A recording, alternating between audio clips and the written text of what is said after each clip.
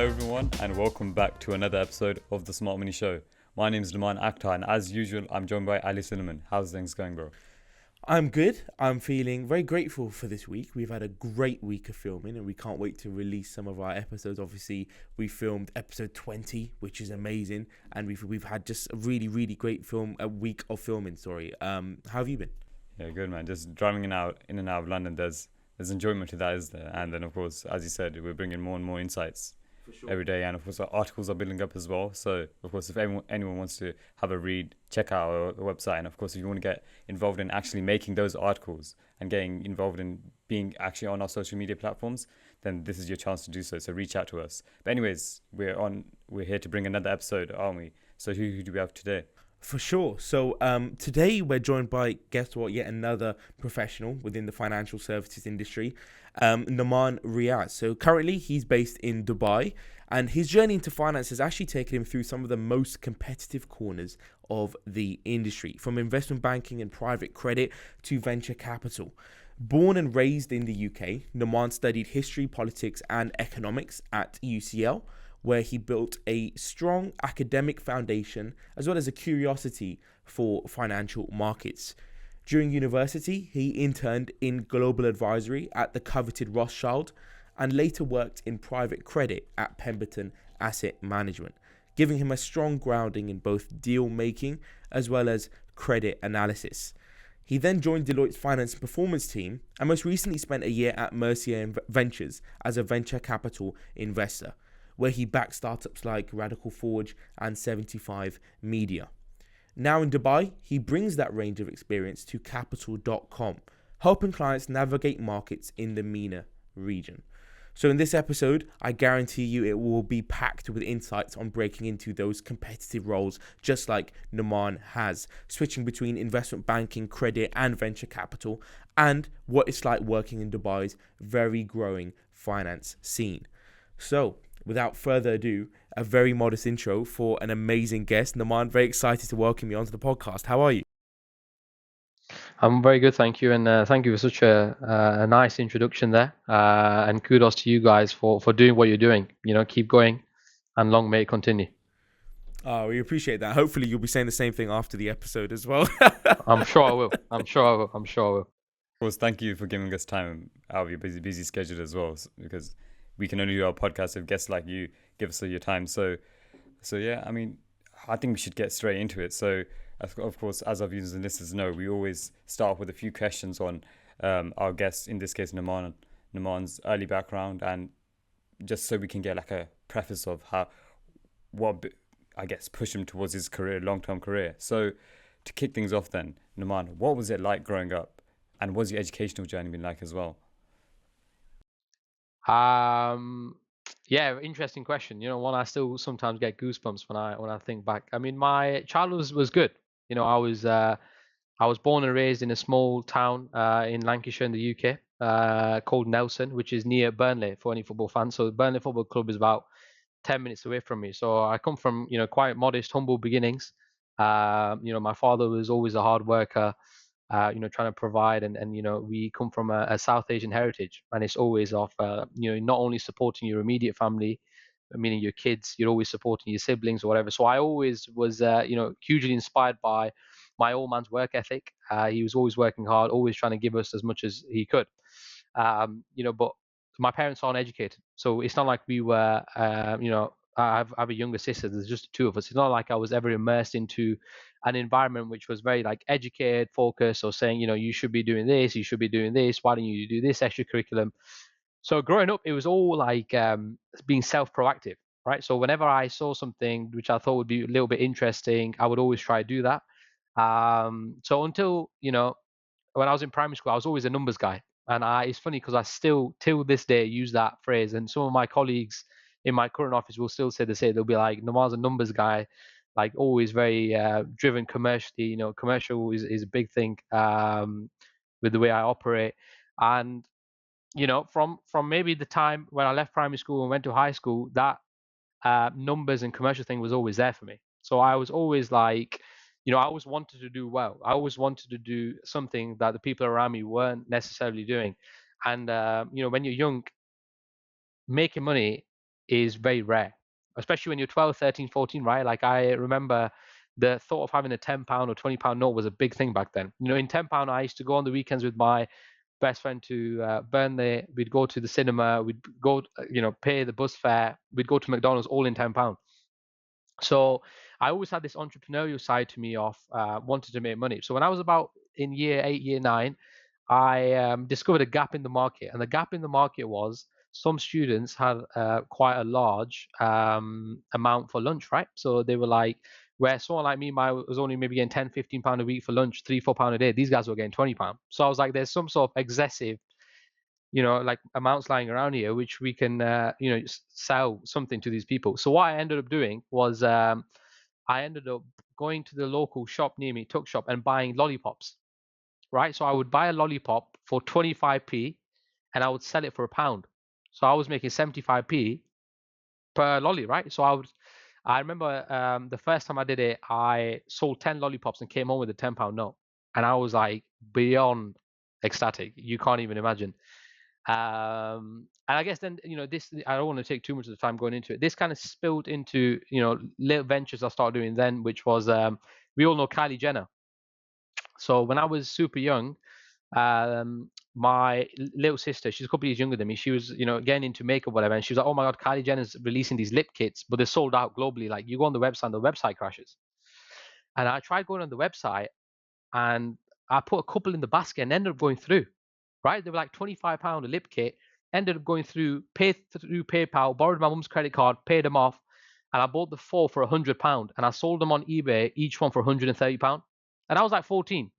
So I went from the 120 that I had invested to suddenly selling, for 130 each, and it amounted to nearly £500. And it's like at 14, 15, what do you do with £500? I mean, I can't really remember what happened then. But and then, I mean, as a lot of us do, when I was young, year 10, year 11, I became a bit of wanting to be the lad, wanting to be a little bit popular, have loads of friends, be seen as cool, whatever. And my focus kind of started coming off the academic side. But I was always very, very blessed in terms of, I was always naturally quite smart. So I was never the hardest working when I was young, and I'm quite conscious of that. But I was always naturally smart, and I would kind of play it to my strength, right? So that maths was always my thing. So even if I wasn't necessarily the hardest worker, I knew I was going to be good at it. And then my old man, we talk about this and laugh about this. He picked me up one day in year 11, and I think I'd just been called on for being like, Nomaan's work ethic is dropping or whatever. And my dad just said one thing to me, which was, never, I mean, he said it to me in Urdu, right? So I won't give you the Urdu, I'll try to give you the English. He said, I never in your life want the people around you to look down on you. You should propel yourself to such a status where you are backed with a strong foundation where no one can raise their hands and point at you. And he said to me, this is the only thing I want you to promise me in life. And from that day onwards, I was like, promise. But anyways, so I promised him this. And to be honest, my GCSEs were good. I mean, I got a couple of A stars, a couple of A's, but I probably could have done a lot better. And that takes me on to the A-level journey, right? Again, first year you join, what it's like, you're fresh, all these new people, you're like surrounded by people you haven't crossed paths with before, whatever, and you want to make friends, blah, blah, blah. And first year again was like that. I mean, I was a little bit off the pedal, but second year, when applying through UCAS for uni, I ended up, wanting to go to university, which would have really given me a good opportunity to have a good job. So I was always quite forward thinking, right? So I, at that point, was like, I want to go to a uni where when I want to get a job, I'm easily employable. So I would, like a maniac, research at night most employable universities in the UK. And you would always have your bog standard list of Oxford, Cambridge, LSE, UCL, Manchester, Nottingham. I mean, I don't know what the list is, but you know what I mean, like all these universities. And I ended up applying to the University of Manchester, to the University of Leeds, to the University of Sussex, to UCL, and to the University of Nottingham. And when I said to you, I came from a small town, and when you come from a small town, the people around you have a small town mindset, a very narrow mindset, right? It's not very wide cast. And I remember saying to someone in my family that, oh, you know what, I would love to go to UCL. And the response I got given was, people like us don't go to London. You visit London, in your life. So you don't live there, you don't study there. That's not something we do. Meaning, like, people from our background, you only ever visit London on a trip on the weekend. What are you going to go do in London? That was the kind of response, and that fueled me to be like, I'm going to take myself out of my comfort zone. I'm a small town boy. I'm going to go to a city and I'm going to see what happens, right? So anyway, so I got this conditional offer, and I just told myself, whatever happens, man, make these grades. And I think at that point it was like AAA or whatever. So anyways, fast forward, comes to August and I get the offer, and then I won't go into the UCL bit because I'm sure you'll ask me about it again. But that was a very quick snapshot of how my youth, and I kind of got to that 17, 18-year-old stage. What an amazing start to the episode. That's unreal, genuinely. And I mean, first of all, we can tell that you had that sort of hustle mindset from the start. And in markets, as I'm sure we're going to get onto, in markets, in finance, in this industry, in pretty much any industry, to be fair, you need that mindset if you're really going to go above and beyond. But also, I mean, me and Nomaan coming from similar backgrounds to yourself, both being of Pakistani heritage as well, we know that it's sometimes, I mean, Nomaan, you like thought of medicine at some point, right? And it's like, finance isn't really the thing that's like, oh yeah, it's normalized. I'm not saying that we were ever turned away from it, but it's like, as you said, right at the end there, living in London, living that potentially that high life and that sort of stuff, it isn't really the norm. And also the other weird thing is you don't always see a lot of, like, when you look at the movies and the glamorized and romanticized version of it, and you're looking genuinely just looking at Canary Wharf, you don't see a lot of older, at the end of the day, people that look like us walking around.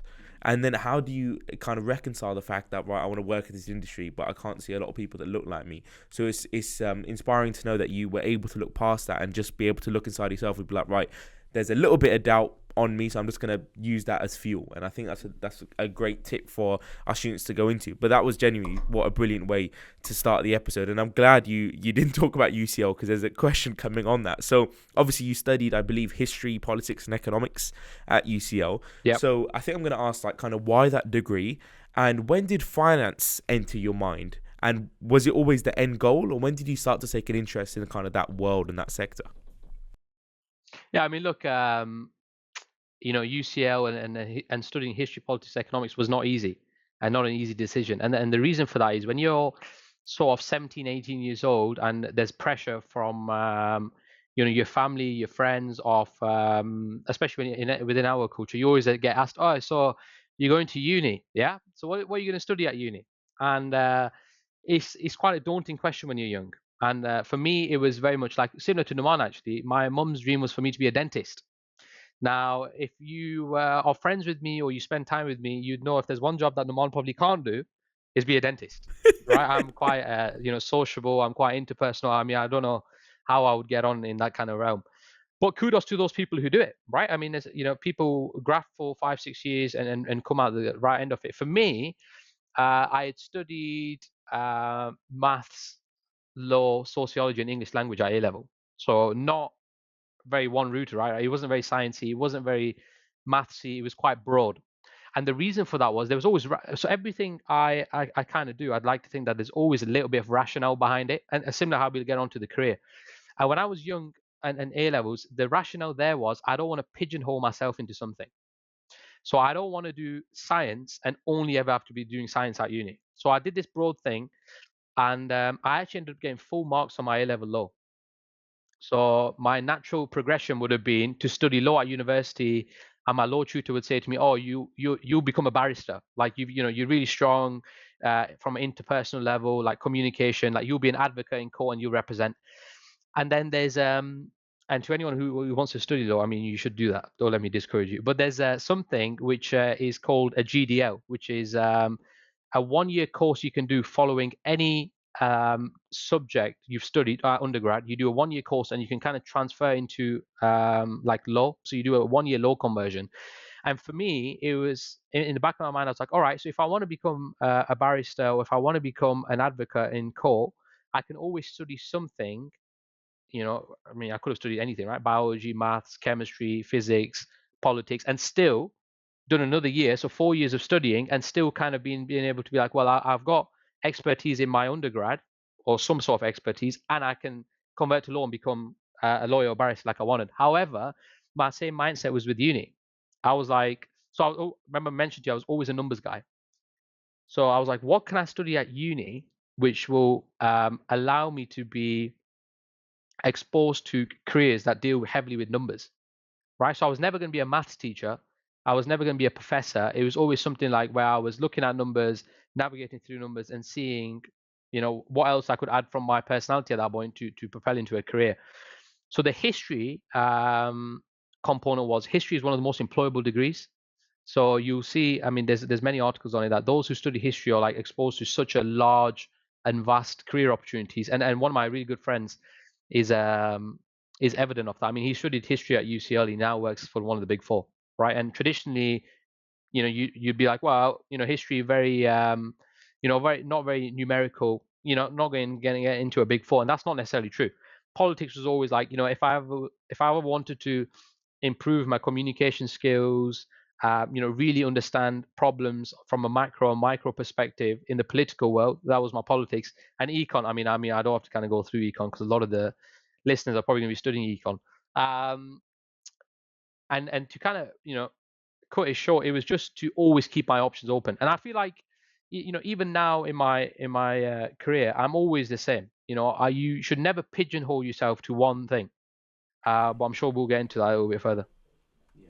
Yeah, I mean, amazing. Your responses have been just so succinct as well, and it makes sense because we've I guess interviewed a few different guests across the industry, and a lot of them they do come from like backgrounds, for instance, like not even history, but like completely unrelated to finance in a way. So you're talking biomedical sciences or other science degrees. So this is interesting. I think that is great insight into how people can, or what really fits into this industry. But I think this is a great point to move on to the next section about you actually breaking into finance. So of course, you started off by, as Ali mentioned in the intro, you did an internship in investment banking. So how was that, and just application processes, what was that like? So talk us through that.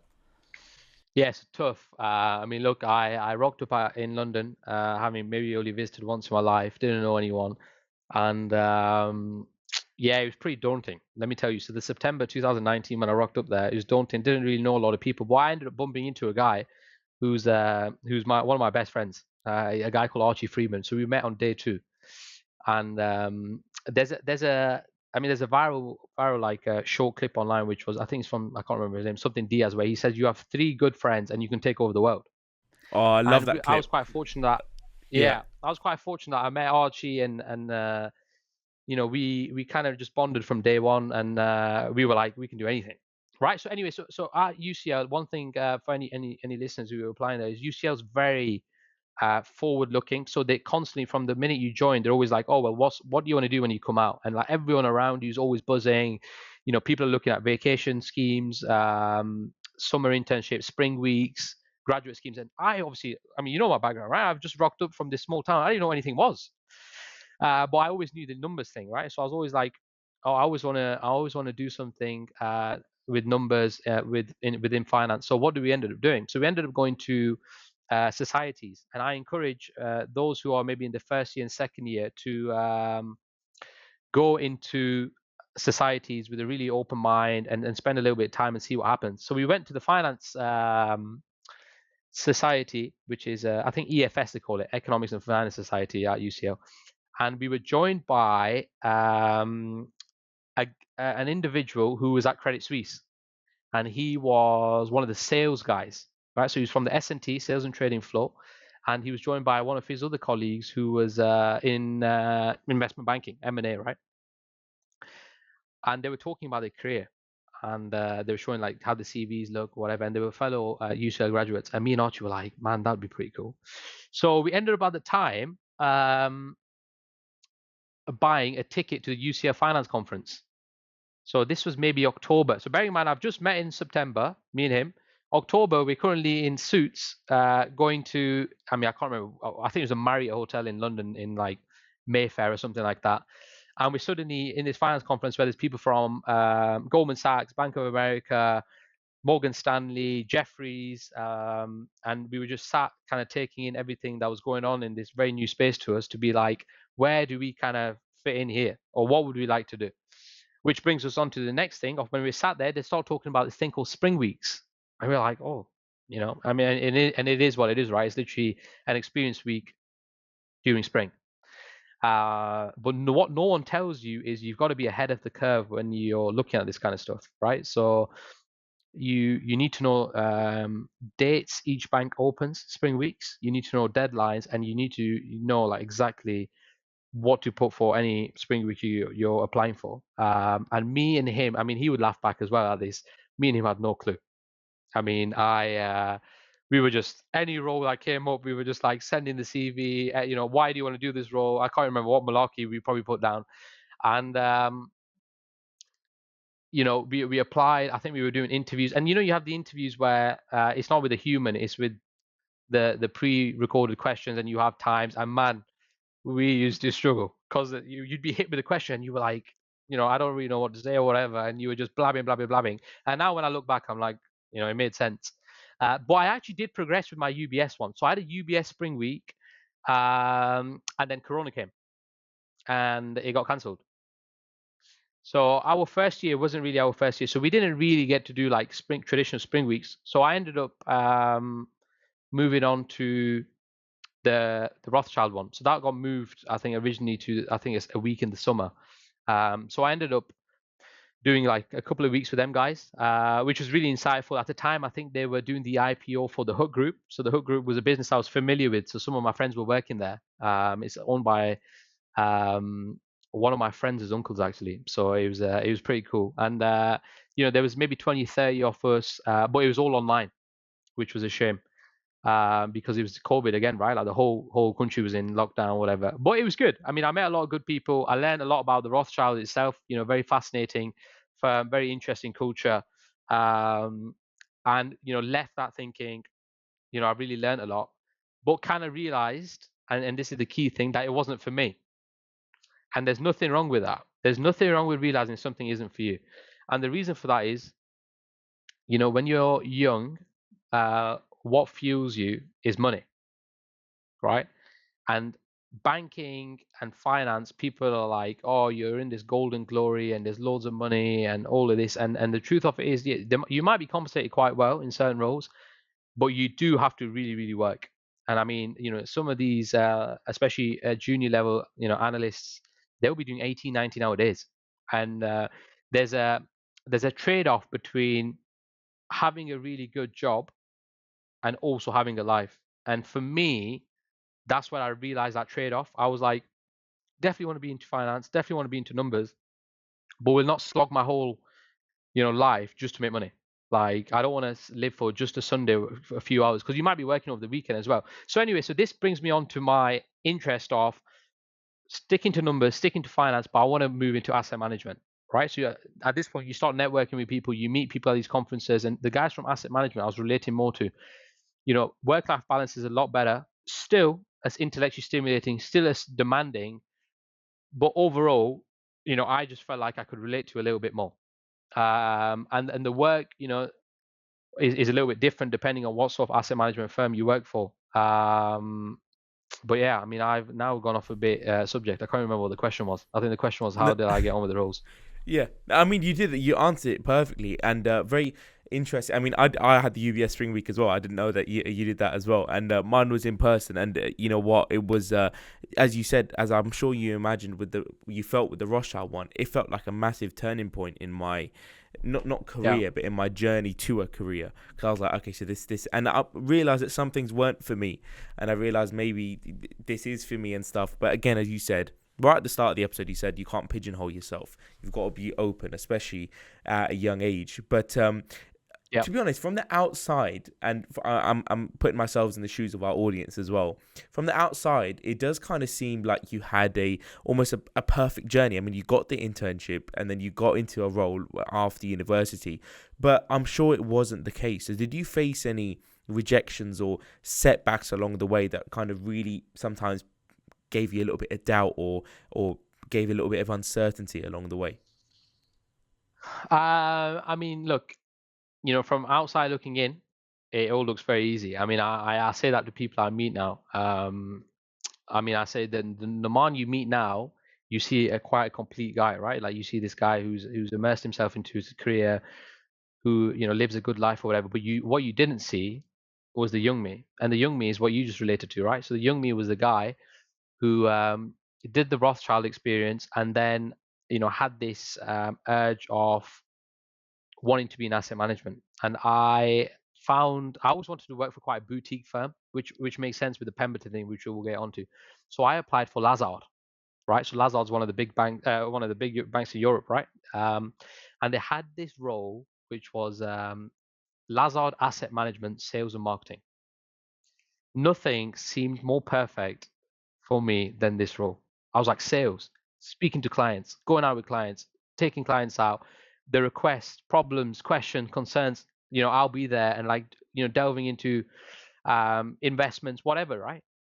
And I applied. I did the first couple of interviews. This was for a summer internship, and I made it to the last 8. So I'm pigeonholed in my room in Camden, right? Second year, we were living together in Camden. I was sat in my room, and I was having my interview, and first half an hour, I was like, this is going really well. And I get onto the third interview with someone quite senior. I can't remember who he was now. And he starts off by asking me a question, which till this day throws me off every time I think about it. And the question was, how many lawnmowers do you think are sold in the UK every year? I hate questions like that. Sorry to cut you off. Brain teasers and stuff. I want to leave the interview after I hear that. I hate it. I can't do it. I was like,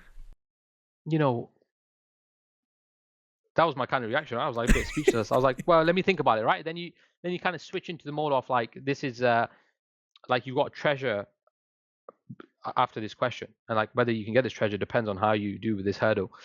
And I start breaking it down. So I was like, oh, well, X amount of people live in London. London's not going to be selling loads of lawnmowers because of X, Y, Z. But, the more you go north, there's this many, 65 million people in the UK. Anyways, I broke it down to maybe 1 million or something. I think it's 1.2 or 3 million.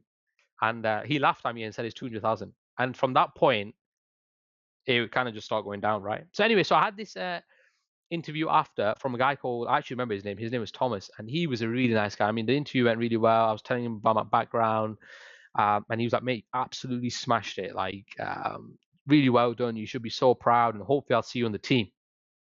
So you leave the interview, and you're like, my mates, I was like, man, touch wood, that went well. I think I've got it. Anyways, I got rejected 2-3 weeks after. And I get rejected, and one of the things which is quite frustrating, and you guys and any viewers listening, is the lack of feedback when you get rejected is really disheartening, right? Because all you want to know as a young individual is to be like, had Nomaan, had you, presented yourself like this or articulated yourself like this, you had a better chance of, us guys viewing you culturally the same as, or something like this. Anyways. And what you typically get, I mean, I don't know if it's changed now, but I mean, I'd imagine no. What you typically get is radio silence, which just makes you more disheartened, right? So anyway, so I get rejected from this. And January, we sat in the library. And Archie, my best friend, he had assessment center for JP Morgan, right? So I've just had mine, Lazard, rejection. He had his for JP Morgan. And for me, it was always like I like to pride myself that I love seeing my friends do well. And we'll come on to my friends like from the London journey in a little bit. So I was never like, oh, why has he got that? I'm always like, man, I wish he gets it. Anyway, so he has the same thing, right? Very optimistic. Feedback was positive, and same thing. He gets rejected. And I mean, I won't tell you what his reaction was, but his reaction was again quite disheartening. And we were like, we've applied to. At this point, I mean, Archie actually had a spreadsheet. I think he applied to 150 firms. I maybe applied to 50. And we got rejected all these times. And no one sees the countless rejections. The amount of times we'd walk home from UCL to the house, and I'd be like, mate, we can do it. All we need to do is just change a little bit. Like, imagine we had said this. Imagine we had researched this a little bit more. And you kind of start getting into your head about it, right? You're like, if only we were a little bit better. But we were just, pushing ourselves on. So I've been rejected so many times. I mean, from a very young age, when you come from a certain background, you're not always seen as the golden opportunity, right? Or the golden choice. And, I never really let my color or my heritage discourage me. I always use that as fuel. And fuel in the sense of I always had told myself that I also belong in these rooms or these tables because I know what I bring to the table. And I never forget that. Like even now till this day, I know what my USP is and I know what I bring and I'm very conscious of the value. But the no's, they fuel you, they inspire you. And for me, you know, I probably can't articulate how tough of a journey it was. Not only for me, for him as well. But I am a big believer of what's written for you will always be for you. Every door that's ever closed in my face, the next door I open has always been better, and we'll come on to that with the progression of the career. Yeah, for sure. And just to jump in before Nomaan asks the next question, I think as Muslims as well, it's a blessing to have that knowledge of, as you just said at the end, that everything's written, right? To know that, it didn't work out, but it didn't work out for a reason. Everything happens for a reason. And I think as Muslims, it's a blessing to know that. It's a sense of almost, it's a bit of humility actually as well, because it's very easy to get up in your own head, as he just said, when you get that big no. We've all had that big rejection, the one that really hits us, right? Yeah, even sometimes like we're about to film something, we check our emails. Thank you for putting time into our recruitment process. Unfortunately, ... So it really puts you off course for the day. But anyways, so sorry, whilst we're on that, I forgot to mention, and I really want you guys to make a point of this about the rejection thing. So looking in, it looks perfect now. The following year, I reapplied for Lazard, and I was in the last 8 again.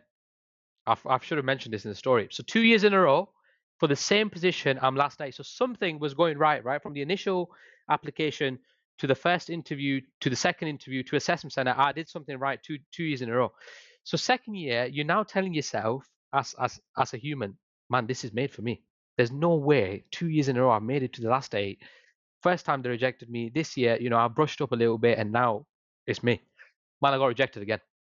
Same thing again, radio silence. And the second time, I actually broke down. So the second time, I remember being so disheartened, being like, I'm never going to have a job, and then all these doubts start creeping in your mind. You're like, is it because I'm not a certain image, or is it because the way I speak? And look, the thing is there's heritage of like the background you come from, and there's also for me, I'm a northerner, which you can probably tell. I mean, you probably tell now because I moved from London a year ago, that my northern accent sometimes will start coming out again. Not so much now, but when I was younger, when I moved to uni, and I was always like, oh, I don't fit into the mold, right? I'm not, again, that golden persona of a human of who works in the city or who works for these big banks. And that disheartened, it was, I think, literally the day after my birthday. I just turned 21. So you can imagine, how that was like. And my birthday's in December. So I went home for Christmas and I, spoke to my parents. And at that point, man, I did doubt myself. There was doubt of, whether I'm going to achieve anything here. And bless my mum, she was like, you just keep going. Anyways, and I'm sure we'll come into stuff. Yeah, no, brilliant. I'm glad you jumped in there. And just to backtrack a little bit, it is the exact same with feedback. I mean, I did 150 applications for some internships this year. Each rejection got worse and worse. And it was, especially when it was getting closer to the actual summer, I was like, I still haven't got anything. And there was no feedback. I didn't get an ounce of feedback. I used to send emails back and I was like, can I get some feedback? Never anything. And then out of nowhere, one internship came, and I'm very grateful for that. But then also, it's a little bit disheartening to know that hasn't changed. I mean, what you were doing this 3-4 years ago, and still no feedback, still the high application rate, and still that feeling of rejection. And I think maybe that's that process has to change at some point. Yeah, and I guess sidetracking a bit as well. Just I think the three of us are only sons, and with our background, that does put a lot of pressure on that end as well, doesn't it? But anyways, I think there's one last question I can ask that I think kind of really rounds off this section of the episode. So you mentioned that you were surrounded by a lot of friends. So to what extent do you think that having people around you through these application processes, through these rejections, what's the importance of having that? And I guess even now in your career, now that you're actually working as well. Again, I have a lot of goosebumps when I think about my friends, for many different reasons. So I have my set of friends who are from home, who, when I'm at home, we spend a lot of time together, who I can relate to, when it comes to like home stuff. And then I have my friends from my time in London. Um, the question was, how important is it to have them through application and rejections? I don't think that's the angle to look at it. That the way to position it is reverse, right? So I'll reverse it back to you. Is how important is it during that period of your life to have the right people around you? So I was really grateful. I mean, I mentioned him, and shout out to him if he listens to this, which I very much doubt because he's a busy guy. But I had Archie Freeman, who I met, who's a sales and he's on the sales floor for UBS, and he's an absolute animal. The guy is an animal. And then I had, again, one of my very, very dear friends, Jevon Cousins, and he is a solutions architect at AGI, which is Allianz Global Investors. And then we had my other very dear friend, who I should probably call soon, since I haven't rang him in a few months, is Felix Temple, and he has his own startup business, and he's moved to LA. So we were very fortunate to have this kind of circle of friends. And I mean, my other friend who I always miss out because I haven't seen him in a long time is Elliot Mortis. So the five of us lived together. But me, Archie, Jev, and Felix were always really, really good friends in terms of we always had quite a similar interest. Especially me, Archie, and Jevon. We always wanted the finance, whereas Felix was very much like, the same mindset, but he always wanted his own thing, and he was very creative. And let me tell you now, and I say this with a lot of pride and a lot of confidence, the four of us would not be where we are without each other. And it isn't of one had effect more on the other. No. So I can tell you what I learned from all my friends. Archie Freeman was a hard worker. He held the record for deadlift at his weight and his age at 321 kilo. I have never in my life seen such a disciplined, rigid, structured guy than this guy. He would train every single day according to his training routine. He had a coach. He would not eat crap. Every single year I spent with this guy, he was super, super disciplined, and he was always so determined to do well. Then I had my friend Jevon, and shout out Jevon again if he listens to this. Jevon was and is till this day the most naturally intelligent man I've ever met. This guy could rock up to any table, any discussion, and he was the most intelligent man. I mean, I would back that claim quite strongly as well. And then there was Felix Temple, right? So Felix came from a really cool background, from the family he comes from.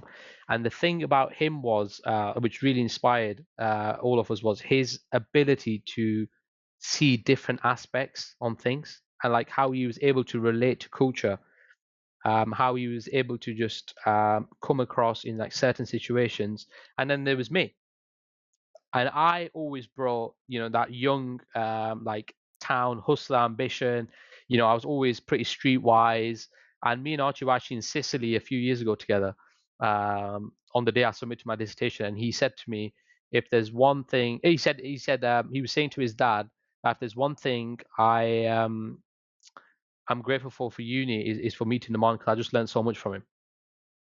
And it's the same for me, right? Like from him as well. I mean, me and him spent a lot of time together. I was immersed into things and places through my friend Archie. We were young students, but we were doing things that students weren't doing, which taught me a lot, right? Like there was not everything at university should be career and intellect. There's a lot of other soft skills you can pick up from those around you. And without the three of them, and I mean, I hope they would say the same thing, I don't think there would be any of us of where we are right now. Wow, that's amazing. And you've mentioned them even before we asked that question. Sorry, throughout the episode. So it's very evident what an impact they've had. And uni is a great time to develop every aspect of your being. Do you know what I mean?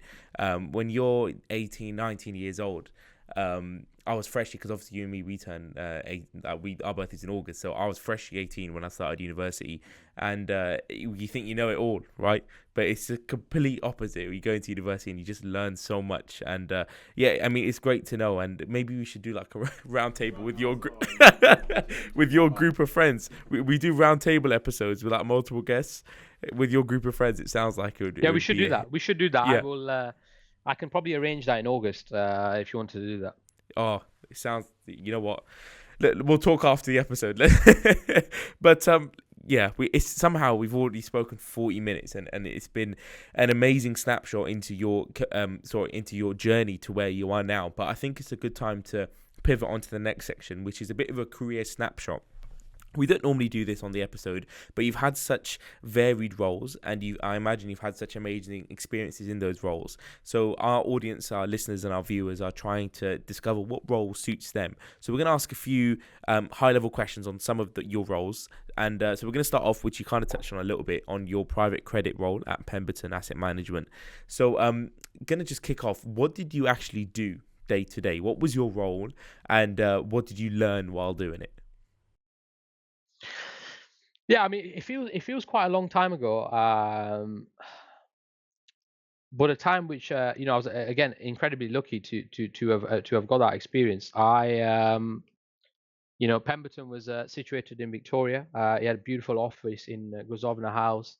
It was a team of maybe 80, 90 people, and all super, super intellectual people. I mean, these guys were like global heads of RBS. I mean, a guy called Alexandra who worked directly in my team, who was actually mentoring me. He was like ex-Goldman Sachs, and he had just moved to from the investment banking to asset management kind of move. And you kind of come in young. There's not a lot of expectation, but I mean, in that firm, I feel like there was a lot of expectation. I was asked to do loads of different things actually. So I would help write investment papers, which was pretty tough when you're that age, right? When you're just coming out of uni, because you're used to writing essays. You're not really used to writing papers for a credit committee.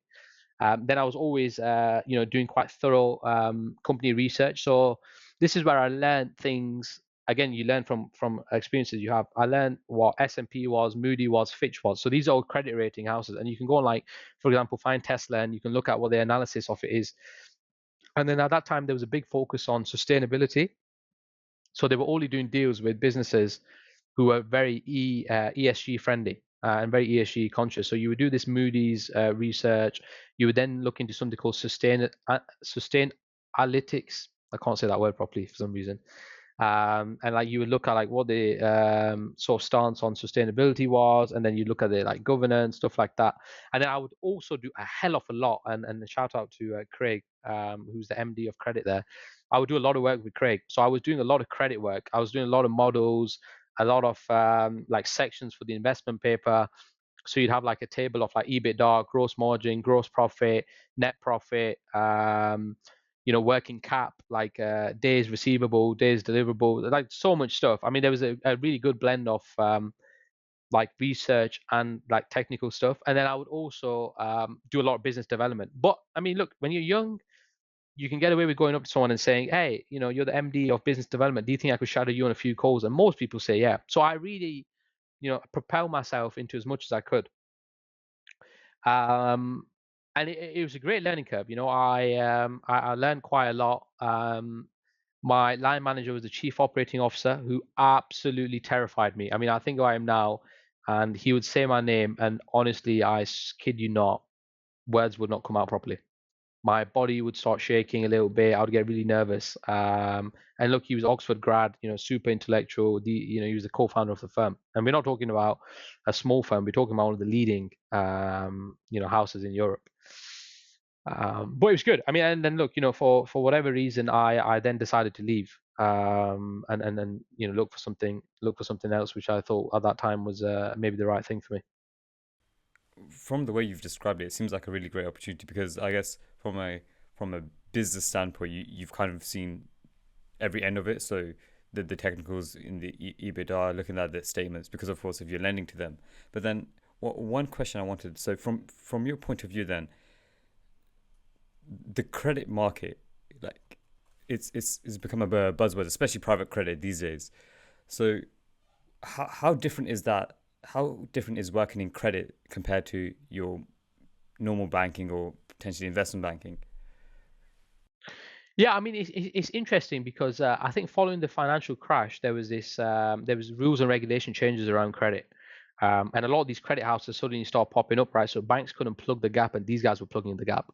And credit's exciting. It's very fascinating. I mean, you're dealing with some big businesses. I mean, I wouldn't want to name some of the deals we did, but I mean, you've probably been to these places so many times and bought from them, and the size of the deals were just phenomenal. I mean, you're talking hundreds of millions. You're meeting so many interesting people. You're meeting senior people, right? Because senior people are doing these deals. You're not talking to an analyst on the other side from whatever business you're doing a deal with.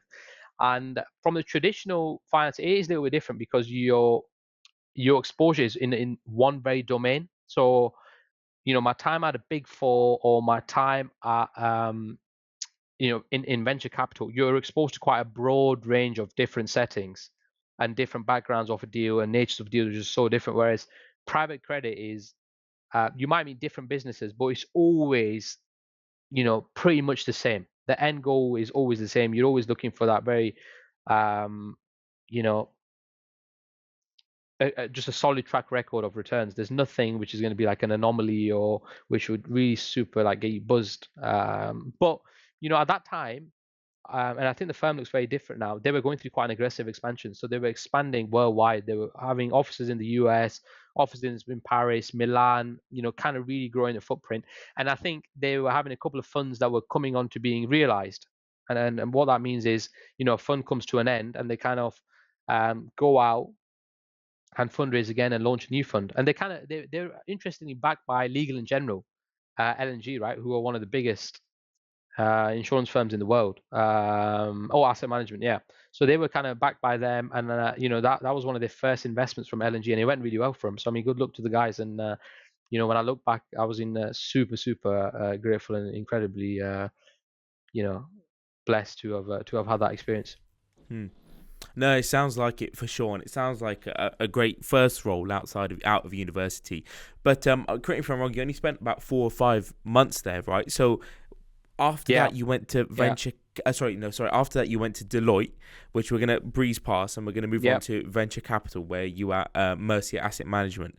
You are venture capital investor. So how the hell do you pivot from credit and Deloitte to venture capital? They seem like completely different worlds. Yeah, I mean, it's probably. I mean, I know you're conscious of time, but let me kind of give you a quick through of the Deloitte thing. It's probably worth mentioning Deloitte. I joined Deloitte, and suddenly you're immersed with people around you who are all of a similar age and similar background. And if there's one thing, when I was young, a lot of people who spend time with me will say, if there's one thing I would always say is, and I want the listeners and viewers to kind of try take this on board, is I never wanted to be a cog in a machine. I would always wanted to be someone who, when I left somewhere or I was in a room or whatever, people were like, "Man, this guy had a lot of like value. He's really good at X, Y, Z." And in a place like Deloitte, you don't get that exposure. So I had a year and a half stint there, and my colleagues at Deloitte will tell you, I always found it pretty easy to work. I mean, you're an analyst, right? So you're not exposed to the big stuff. But I never wanted to be that cog in a machine, and I kind of learned very quickly that this is not for me. I need to go back to a smaller boutique firm like Pemberton, where I'm valued, where I can really build relationships with my core guys, and I can really propel myself and really like try push and maximize where I want to be in a few years. And at that point, right, a big four. Again, let's not discourage the background we come from. Not a lot of people know what a big four is where I came from, but I did. And when you left that, people were like raising eyebrows. Like, why would you leave such a lucrative career, right? Because people want you to stay 25 years, you become a partner, you earn a couple $100,000 a year, and like you made it. Which brings me on to the venture thing, right? I mean, I always had this fascination with asset management firms and wanting a smaller boutique firm.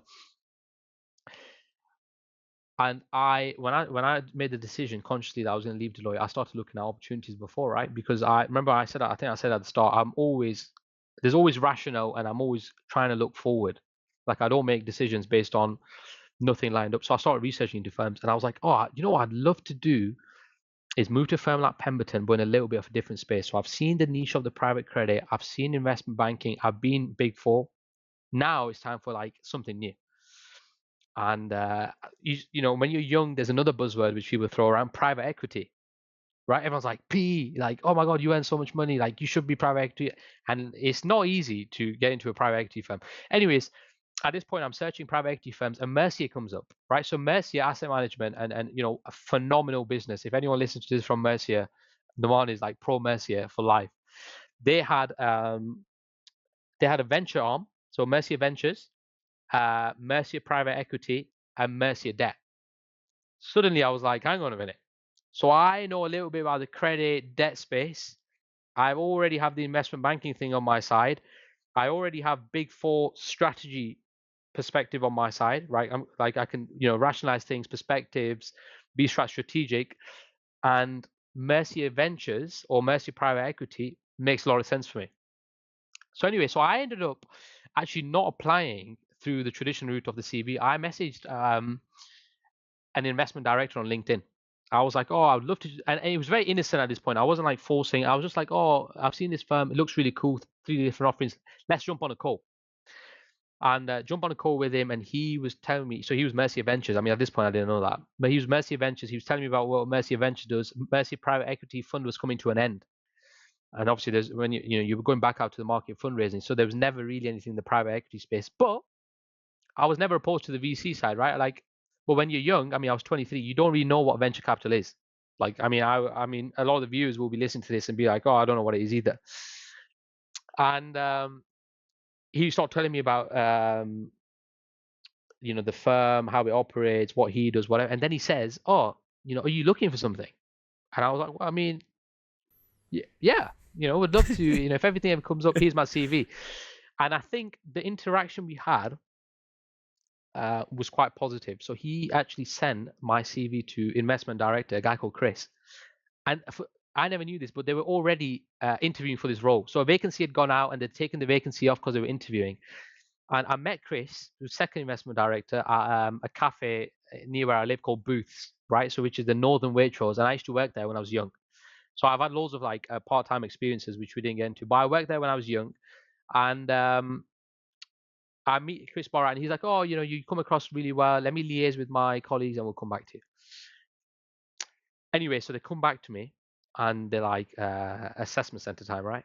And it's a case study, and the case study was a real-life deal that they had done a year before, and I had like 2 days to prep.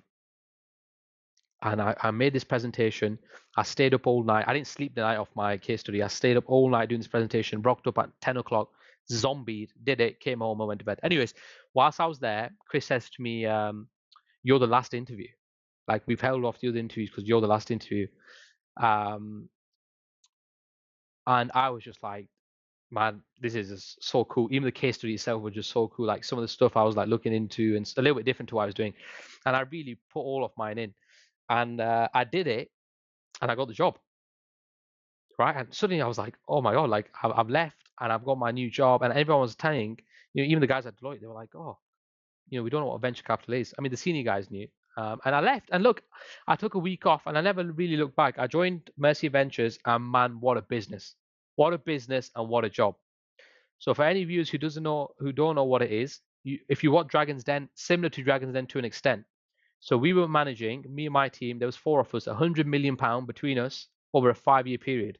And we were focusing on pre-seed, seed, and Series A. So we were doing check sizes into startup businesses of tickets from, I mean, to you know, a couple hundred grand to 5 million. So 5 million was our cut-off point. That was the biggest check we could have done. And the exposure I got in that business, man, I can't tell you. I would meet founders from such diverse backgrounds. I would meet businesses which would blow your mind. I mean, they blow my mind, right? I look at them and I'm like, how do you even come up with that? Or like, how have you built, you know, a seed idea into such a scalable business where you're sat in front of an investor like us who's ready to part the, you know, way with the money for a couple of £1 million. And I kind of hit the ground running, I would like to say, because of the background I had. So I had such a range of background from the investment banking, from the like the credit skills, the technical skills, to the strategic at Big Four, that I was able to apply myself quite well to the firm. So when you're a venture capital investor, you've got to have the ability to look at things from so many different lenses and perspectives. Like not one shoe fits every size, right? Like you've got to like trial and error businesses. You've got to know how to break businesses down. And my understanding of business maybe quadrupled overnight. Like when I was, when I spent this time, a couple of months in, and I was spending time with investment directors who meeting startups, and some of the questions they were asking, and you were just like, wow, I didn't even think about that. Or, why didn't I think about that? Or, then, as I grew into the role, I was given a lot of responsibility. And I have to, we'll talk about maybe managers if we get a chance, by my manager. Like I would sit on panels in front of hundreds of people and represent the firm. And you got to remember, I was only in the firm for a few months, and they trusted me that much. I was writing credit papers, presenting it internally to the team, which was daunting. I mean, I don't want to get off that point. When you're sat in a caliber of a job like that, man, if you think you're good, everyone's good around you. If you think you're great, everyone is great around you, because everyone deserves a place on that table. You're talking about, some of the smartest people academically and who have excelled in their careers sitting with you. And yeah, I mean, I've got nothing bad to say about it. I, for 1 minute of my life, could not say anything bad. What an opportunity. And, again, there's I said to you before, everything is written for you. Had I not taken the decision to leave Deloitte, I would have never immersed myself into VC. And to be able to be quite young and be like, I worked in venture capital, used to raise a lot of eyebrows of people when I used to tell them. And, I'm incredibly grateful, and, it's all God given. Ali, I remember you talking about when you went to the conference as well, like everyone who worked in venture capital was so much different to everyone else. Oh yeah. They seem a lot more human than everyone else. Venture capitalists love it, especially like as you said, startup founders and stuff. Amazing guys, really amazing. So yeah, I mean, I imagine when you were really in the middle of that, it almost felt a bit surreal, because it's almost something people go into after a career. Do you know what I mean? Like they are exactly. I didn't touch on that. So what typically happens is people slog in investment banking or private equity or asset management and then move into it. And I was just super lucky. I mean, shout out to Mercy Ventures. I got given the opportunity. They took a punt on me, and they didn't have to, right? Like I was not their traditional guy coming into that role. They could have taken an analyst who was probably going to get paid less than me, who they could have nurtured. So yeah, I mean, amazing. But yeah, I think one question on like more VC fundamentally and how you succeed in it. So like the ocean's big. There's so many different companies that I guess that are potentials for you to assess and then of course fund. So how do you like assess a good founder or a good company, and then from then as an analyst, as a junior analyst compared to the rest of your team, how did you really stand out by making your, I guess, assessments? Yeah, interesting question. Yeah, I mean, there's a lot of crap in venture, right? And there's a lot of hidden gems, is what we used to say. So in a mountain of businesses, you were looking for that one or two. So when it comes to the founders, it's not rocket science actually. A founder you typically back when either the idea is just so innovative and it's so commercially sound, where you're like, this is a no-brainer. I mean, one of the questions I would always ask myself is, would I invest with my own money? And I would say this in front of my whole team as well. If I would put my own money in it, it gave me a lot of confidence, because no one wants to lose their own money. And if I looked at a founder and I was like, awesome idea, awesome concept, clearly knows what he's doing commercially, I would be inclined to be like, that's a good founder. But founders also who are repeat founders and they've exited a couple of businesses for X amount from their initial, idea or investment, you're like, this person knows what he's doing. So if you've got a guy who just repeats and rinses a business or businesses, you're more likely to be like, oh, well, this guy knows what he's talking about. He knows what it feels like for an investor to be on a cap table.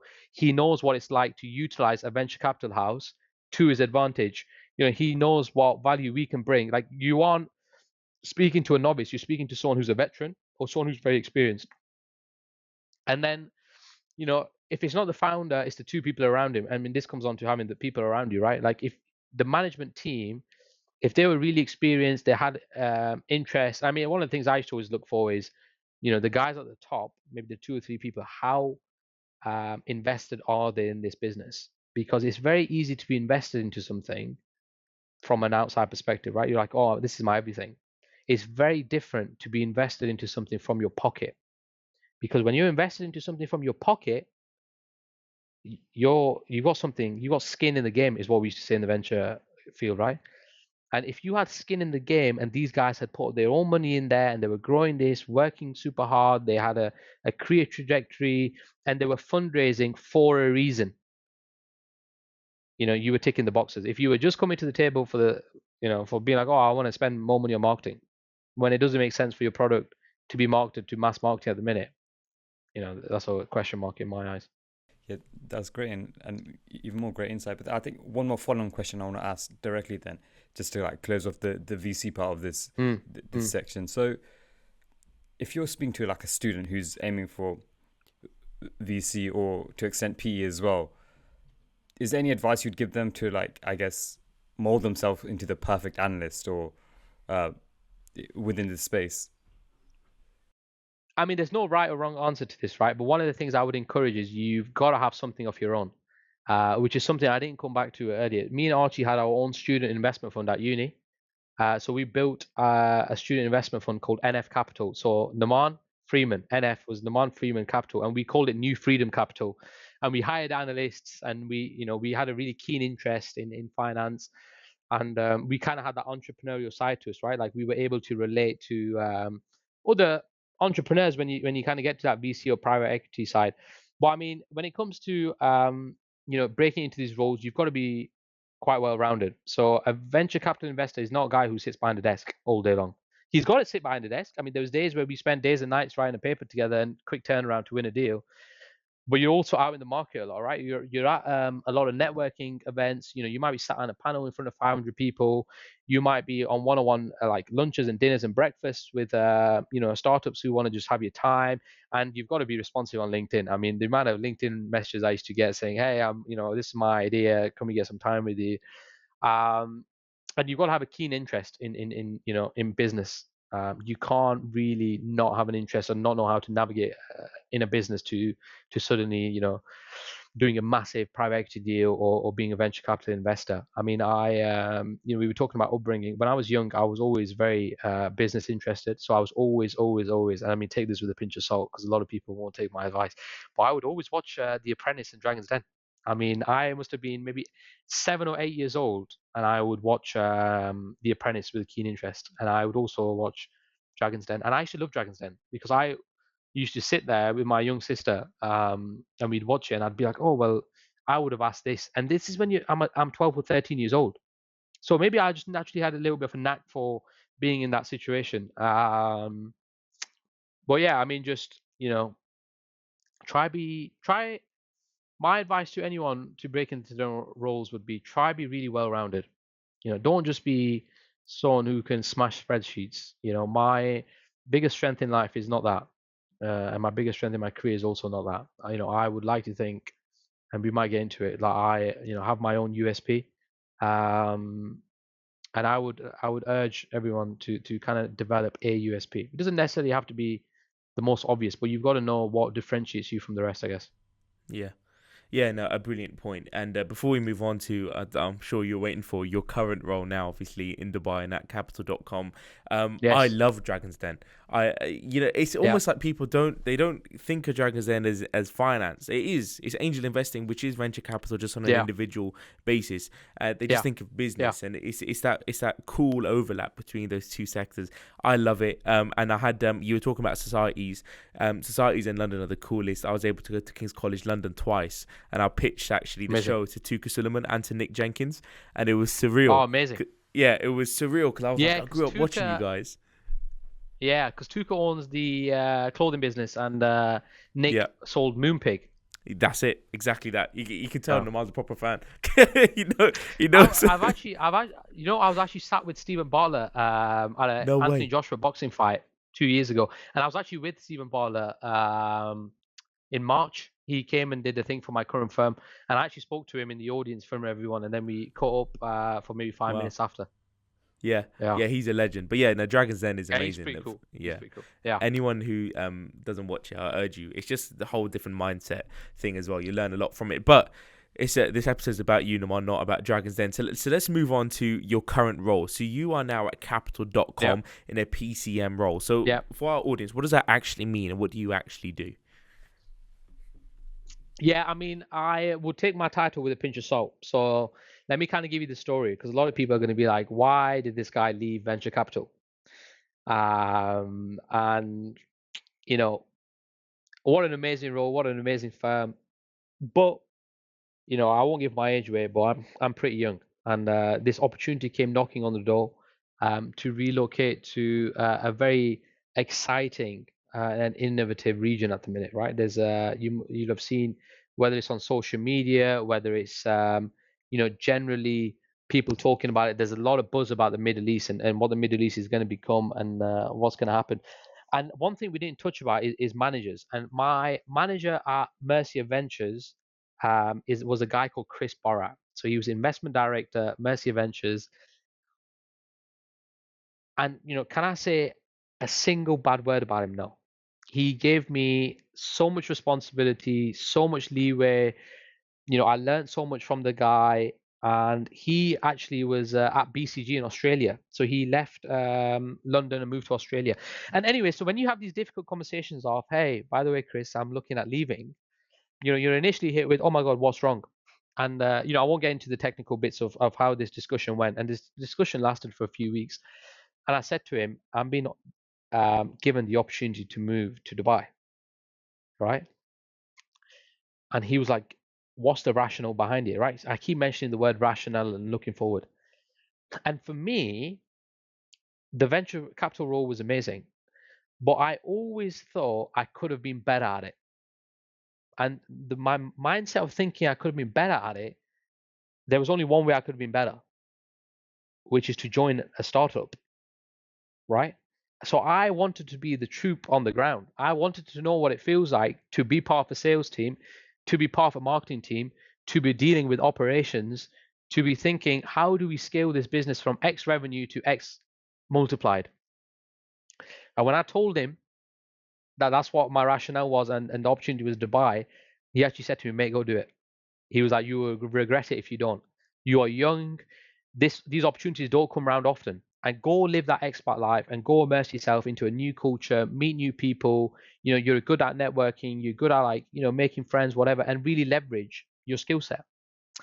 And look, that decision didn't come lightly. I'm an only son, as you two are.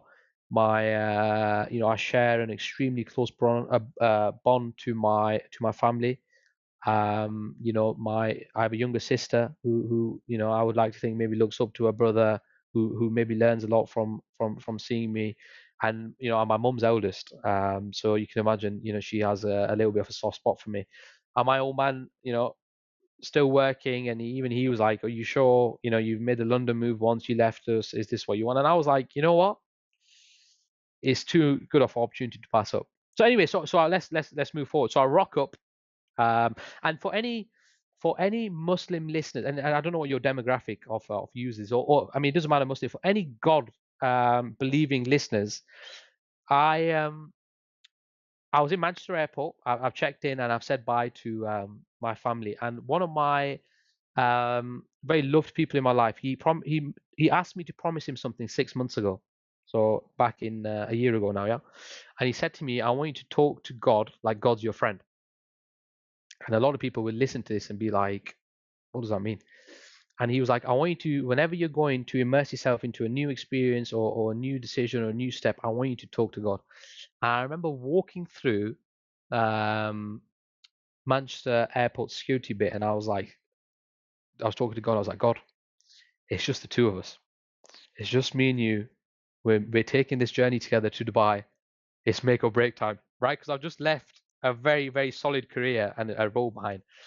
And look, again, small town guy, dropped in the middle of Dubai. First day, I know absolutely no one. There isn't a single person who I can even text to be like, how do I get into the office? Or on that level. I rock up, new super international firm, but Capital.com is one of the leading trading platforms here in the Middle East. We also have presence in the UK. We have offices across the globe. And I mean, if you're into trading, or if any of the users are into trading, I seriously encourage you to download Capital.com. Try a demo account and see what you think. And that's why I'm a good sales guy. So that's a sales pitch for anyone listening. And I initially came in on this PCM role, which was premium clients, right? So I look after a very small niche book of clients. But that's not my only skill set, right? So I'm good with people and all that, and like I'm quite good technically, right? I can look at the markets. I know what micro because of my time at university, what affects this kind of stuff, and I'm really good at relationship building, and that's what I would kind of say is my like one of my big strengths. So I rock up to this role, and I would now probably say that I do a lot of. I'm basically just obsessed with growing revenue. I'm just a revenue grower, and my CEO would probably say that. Like I come in, and because of my time in venture, and my time probably at a big four, my attention to detail is pretty good. So I find a lot of things that are broken, and I'm always like, well, why? I'm always constantly questioning, why can we not fix this? Why can we not do this? And it's just given me such exposure to the firm. So I might look after the premium clients, but I also do, I'm involved with marketing, with sales. I do a little bit of like product development, which I'm not a product guy, right? But I'm always like coming up with suggestions, because we are very much a startup firm. We're backed by my CEO, who again, and when we talk about managers, probably one of the best managers I'll ever have, and I can already say that.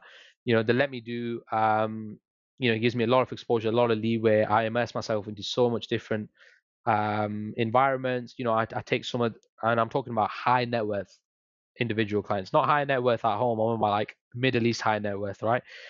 I was recently at the Champions League final with a couple of my clients in Munich, and the box next to me was sat David Beckham. So I actually took a picture with David Beckham, and like Tom Cruise was there. I don't know if everyone's familiar with Odell Beckham Jr., the American. Me and Odell Beckham Jr. and Tarek, the CEO, the three of us were just sat. He was literally sat with us. He was talking to us about so much of his career, but it was just like such a surreal world. And this city at the minute feels like everyone wants to do well and everyone's willing to help you. And I, kind of moved here with the mindset of just being part of a startup, learning as much as I could, being exposed to a new culture, and kind of having that no regrets. Because I feel like, I haven't been blessed with one yet, but when I get married and when I have kids, making a jump like this is not always the easiest. You might want to do it, but your other half may, have constraints because of her career in the UK or whatever you're situated, and you might have young kids, and living in Dubai is expensive, for the Middle East. And I just made the jump. I made the leap, and here I am, nearly 8 months in. Wow, amazing. And there's a lot of uncertainty in that move from, as you said, from Mercia to Capital.com, because it's not just a firm change, it's a country change, it's a mindset change, it's a role change. Everything changed pretty much. Yeah. So I bet you're glad it worked out, and I hope it continues to do so. And it sounds very it's what they say, right? They say once you've had a little bit of a career, the best thing you can do, as you said, is go to a startup, because the only thing you haven't done in your career is seen something from the ground up. And as you said, you're wearing multiple hats, you're doing multiple things. And also, I know you said you're not a product guy, but you're a sales guy, and sales guys need to know the product. So the fact that you're in the product development side a little bit gets to help you when you're selling it, right? Especially to those premium clients, as you said, that little niche bag of clients. So it just sounds super interesting, and hopefully an opportunity that me and Nomaan, if we're ever presented to, we don't ever pass up because we're scared of change. You can't be scared of change in this industry. Yeah, I mean, it's not necessarily on the same scale, but even starting this podcast, it was a team of 3-4 of us right at the start, and then now it's slowly building it up into like an organization of 25. Like that experience in itself has just been it's been amazing, hasn't it? Yeah. Like, and then just covering every corner from like the actual episodes to articles. It's been an experience, and then just knowing that on like an actual scale out there in the finance world, it's something that I think we both look forward to, don't we? For sure. Yeah, I mean, if there's if there's, and sorry to cut you off there, if there's one saying No. I live by, and I encourage you guys, particularly and the views as well, is ease is a greater threat to progress than hardship. When you feel ease at something and you're like, this is easy, the learning curve is not steep, you're probably not in the right place. And take that with a pinch of salt. I mean, I people will look at me and saying, well, he's saying this now, I haven't been through it, whatever. The learning curve in venture was super steep, which is why, some people might view us, I left venture to join a startup because I want to be even better in a venture role, or I want to be able to look at a business or potentially build a business myself one day, right? And be like, I know exactly what I need to do because I've been on both sides of the table. And that's something I live by. I mean, any time the learning curve for me hasn't been steep, I've left. Nomaan, you've inadvertently answered one of my next questions because we're coming on to the end of the episode now, and we always ask our guests these 3 questions. So, but just for the sake of it, so that like we can round off the whole episode. So for our viewers and listeners, so these 3 questions we ask every single guest. Now, the first one is, looking back on your career journey, what are you the most proud of? Probably that I always was true to myself and backed myself. I said to you before, hopefully we meet one day. When you meet me, you and whoever listens to this and knows me will be like, I am very, very true to who I am. I know exactly what I bring to the table. I know exactly what I'm good at and what I'm not good at. I would never pay myself out to be someone I'm not or something I'm not. And anything I've ever done, I will work harder than anyone around me. And I have this obsession since I left university of always being the best. Like, I want to be the youngest at everything, the most senior and be the youngest in that position. I just want to kind of obliterate everyone around me, and not in an aggressive or toxic way, but more in like I can bring a lot to the table, and I always try inspire the people around me, and try help people to get to where they want to be. Yeah, an amazing answer. And sometimes our guests struggle to answer that because self-reflection is a tough thing to do. But if you did struggle, which you didn't, I was going to say the same thing. You backed yourself in every role change and every mindset change, which is very inspiring to hear and see. Next question, a bit of a tougher one. So if you could give your younger self, and you can choose the age, but if you could give your younger self one piece of advice, what would it be? It would be, man, back yourself when no one does. And that ties into my first one, right? Like, I always would say to my 18, 19-year-old self, back yourself, back yourself, back yourself. For every door that closes on you, man, there's a door that's ahead of you. And that door, I mean, again, all thanks to God, every single time a door's closed in front of me, the door in front of me has been better. At the time, there's been 1 or 2 times, and God knows this, where I'm like, God, this door you've opened for me, I'm not sure if this was the better door. And it's funny because, when I'm further into that door, or maybe another one opens, by the time I've opened the next one and I look back, I'm like, hang on a minute, I just opened 25 doors, opening 2. And I mean, and that's quite metaphorical, right? Like, you've got to, whoever's listening to this has got to kind of dissect that. You can make leaps of progress in small decisions that you just never know how they play out. So I would say back myself, and yeah. And which makes complete sense because, like, in a case where a certain decision doesn't go as planned, you can always think back to that point that, okay, at that moment in time, I had this rationale that caused me to go forward with this decision. So then you can always fall back on that. That's what my take is. But then, last but by no means the very least, we've got our final question of the episode, Nomaan. So thank you so much for giving us your time. So finally, what is the biggest takeaway you hope listeners get from your story? I would say, and I didn't think about this long. I would say, and this is something I would say to everyone: whether you feel like you fit the mold, you can always mold yourself to fit in anywhere. So look at me. I mean, I'm just from a working class background. Neither of my parents are educated. I come from an ethnic minority background. I went to a normal state school. I had very normal small town friends. I, put myself into uncomfortable situations. I took risks when I left home and I moved to London. I took another risk when I moved role after role. And took another risk when I left my whole family, my friends, my whole life behind to move to a country which is thousands of miles away. Never let, the way you sound, the way you look, the way you think, discourage you from achieving your dreams. The sky is the limit. I tell myself this every single day. I sometimes pinch myself when I'm in certain scenarios, certain situations. And you deserve to be where you are. There's sometimes, I spoke to Stephen Bartlett about this when I saw him, about imposter syndrome, about, I always ask myself sometimes, why me? I'm by any means special. I'm sometimes sounding like I'm really a scholar or something. I'm not. But from where I come from, I have really done something for myself in my own eyes, right? Like I could have been like my, the people from where we come from, but just kind of just do what we are expected to do. And there is no ceiling it anymore.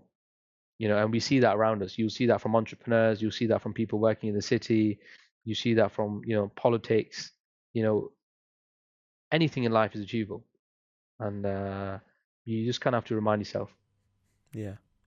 Well, if you're going to end an episode, that's how you end it. Nomaan, it has been an absolute pleasure to speak to you. And we're loving these longer episodes as well. It's been really good, but genuinely, it has been such an amazing episode. One of my favorites for a long, long time, and so inspirational. It's normally with people who've got like more seniority in the field that we have these longer episodes because they've got more to talk about. But then even this episode, when you're fairly junior, like there was just so much to talk about, and I think even we cut back on a few things as well. So amazing. There's just so much in this episode for our viewers. I'll be watching this back with a notepad and pen, I assure you. But for sure, for our viewers and listeners, we hope you enjoyed that episode as much as me and Nomaan did, and we hope that if you are watching us on YouTube and you haven't subscribed, then I'm sure Nomaan has given you an absolutely amazing reason to subscribe for more episodes of the Smart Money Show. And of course, same goes for those of you who are listening to us on our audio platforms. Please do leave a like, follow, or comment on either platforms, and you can let us know if there's someone we should be speaking to that we haven't spoken to yet, or a topic that we should cover on the show that we just have not got around to covering yet. And please do show us some love and engagement on our social media platforms. We post, as Nomaan said at the top of the episode, our articles from our in-house team of journalists and interns, as well as some of the events, as we're planning to go on tour at the end of this year to come to you guys, the students and our audience, to even further tell the stories of the professionals we've interviewed on the show. But as usual, thank you so much for listening and watching, and we'll see you next week for yet another episode of the Smart Money Show. Take care until then, and please do stay tuned. Thank you.